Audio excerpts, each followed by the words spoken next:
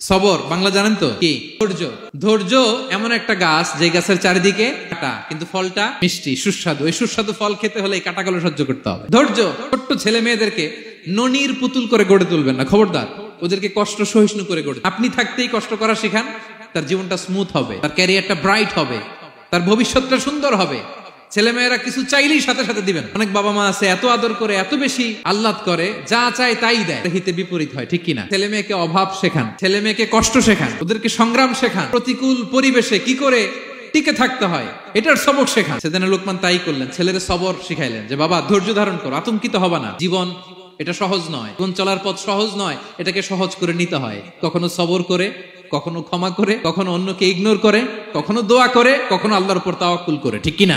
ছেলে মেয়েকে আদর করে বোঝাবেন, বাবা এখন তুমি বাবার হোটেলে খাও, মায়ের হোটেলে ঘুমাও। সারা জীবন এমন চলবে না, দুনিয়াটা বড্ড কঠিন, এখানে কেউ কাউরে জায়গা করে দেয় না, নিজের জায়গা নিজেরই করে নিতে হয়, ঠিক কিনা? ছোটবেলা থেকেই তাকে দৃঢ় মনোবলের করে তুলতে হয়। বাবা দুনিয়াটা এত সহজ নয়, এটা সহজ করে নিতে হয়।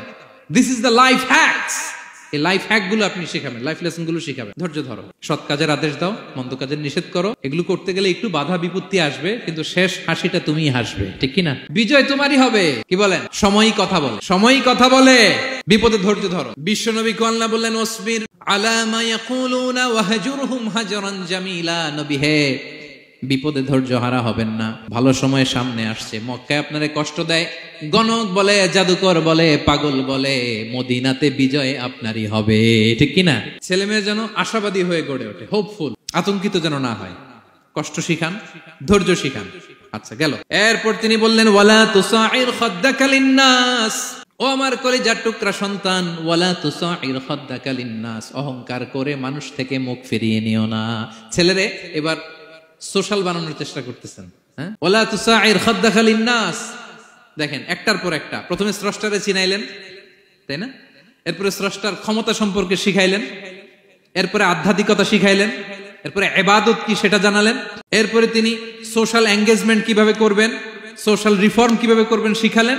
এবার মানুষের সাথে কিভাবে মিশতে হয় সেটা শিখাচ্ছেন। মানে পিপল ওরিয়েন্টেড হও। ওয়ালা তুসাইর খাদ্দাকা লিন্নাস। অহংকার করে মানুষের থেকে মুখ ফিরিয়ে নিও না, মুখ ছিটকাবে না। মানুষকে সম্মান করো, মানুষের সাথে মেশো, বি পিপল ওরিয়েন্টেড। আমাদের অনেক ছেলে মেয়েরা মানুষের সাথে মিশতে পারে না। দোষ কার? বাবা মায়ের, শেখায় না। একটা সময় আমাদের মনে আছে, ছোটবেলায় মেহমান আসলে আমরা এত খুশি হইতাম, কি বলেন? মেহমানের কাছে যাইতাম, সূরা শোনাইতাম, কবিতা শোনাতাম, এটা খেলতাম, ওইটা করতাম। যাওয়ার সময় আমাদেরকে টাকা দিয়ে যেত, হায় রে খুশি। এখন দেখবেন টেনে হিসেবে মেহমানের সামনে আনা যায় না। এরকম আছে না নাই?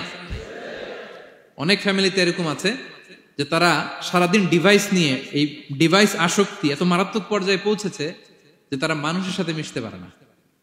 এই পাবলিক ওরিয়েন্টেশনটা অনেকের নাই, পিপল ওরিয়েন্টেশন নাই। অনেক ছোট বাচ্চা, মেহমান আসছে, তুমি একটু আসো, সালাম দাও, বসো, আসতে চায় না, বসতে চায় না, কারণ ওরা শিখানো হয় না। সারাদিন দিয়ে রাখছে কি হাতে? মোবাইল।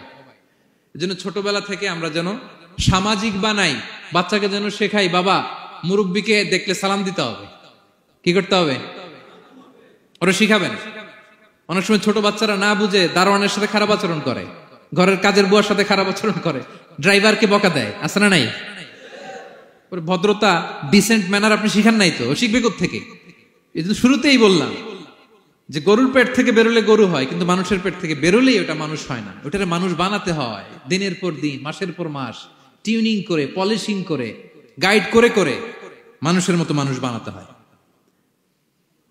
তাহলে ছেলেনে বললেন, ওয়ালা তুসাইর খাদ্দাকা লিন্নাস। তোমার চেহারাকে মানুষ থেকে ফিরিয়ে নিও না, গণমুখী হও, মানুষের সাথে মেশো। ছেলে মেয়েদেরকে এটা বলবেন।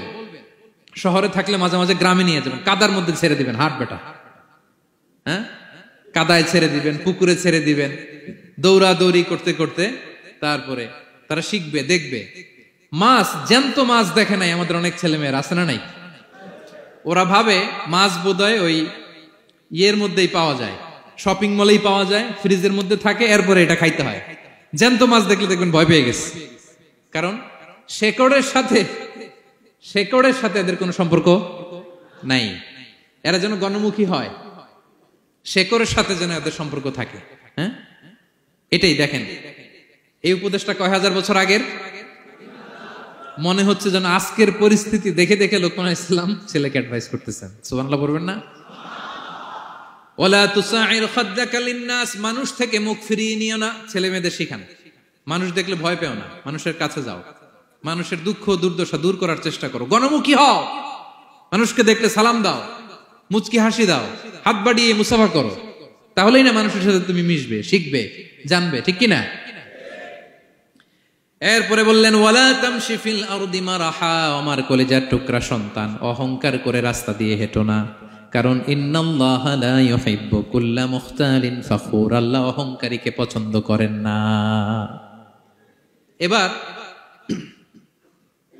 বডি ল্যাঙ্গুয়েজ শিখাচ্ছেন ছেলেকে, কিভাবে হাঁটবে। আমাদের অনেক সময় ছেলে মেয়েরা খুবই ভালো, নিষ্পাপ, শুধু ভিতরটা পরিষ্কার হইলে হবে না, আপনার জেস্টারও তো ভালো হইতে হবে। হ্যাঁ, ভিতর ভালো কিন্তু প্রকাশ ভঙ্গি জানে না, আছে না নাই? এটারে ইংরেজিতে কি বলে? বডি ল্যাঙ্গুয়েজ বলে, বুঝতে পারছেন? এবার ছেলেকে বডি ল্যাঙ্গুয়েজ শিখাচ্ছে বাবা, হাঁটার সময় এইভাবে হাঁটতে হবে। ওয়ালা তামশি ফিল আরদি মারাহা, অহংকার করে রাস্তা দিয়ে হেঁটো না।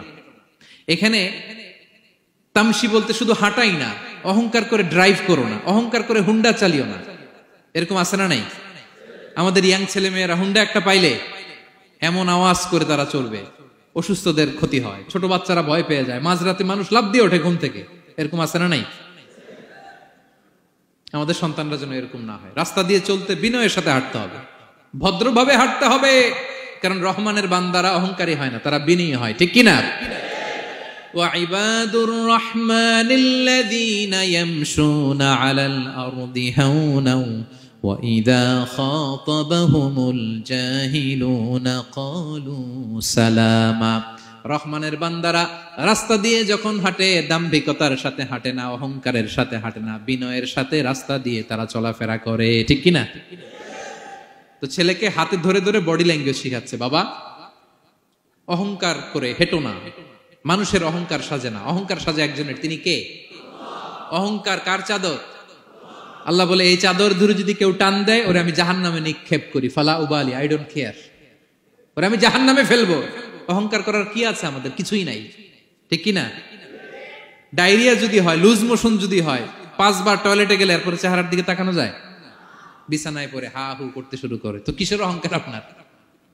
লুজ মোশন 3 দিন যদি হয়, হায় রে, চেহারার দিকে তাকানো যায় না, সুন্দর চেহারা ফ্যাকাশে হয়ে গেছে, তো এই মানুষের অহংকার করা সাজে না। ছেলেকে বিনয়ী হওয়া শেখাতে হবে, বাবা বিনয়ী হও, তোমার বডি ল্যাঙ্গুয়েজটা সুন্দর করো, তোমার কথা বলায়, তোমার চলনে বলনে সবকিছুতে যেন একটা মাধুর্যতা থাকে, একটা কোমলতা থাকে, শেখানোর দরকার আছে না নাই?